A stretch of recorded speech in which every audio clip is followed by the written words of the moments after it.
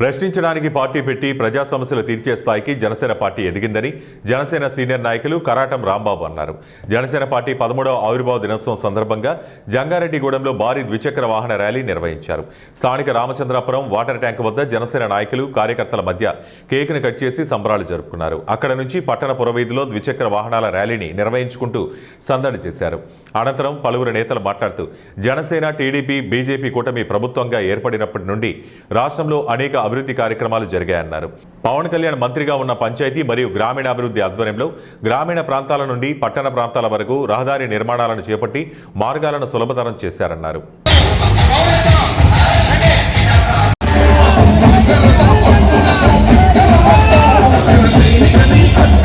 జై జనసేన, పవన్ కళ్యాణ్ గారి నాయకత్వం, పవన్ కళ్యాణ్ గారి నాయకత్వం, రాంబాబు గారి నాయకత్వం.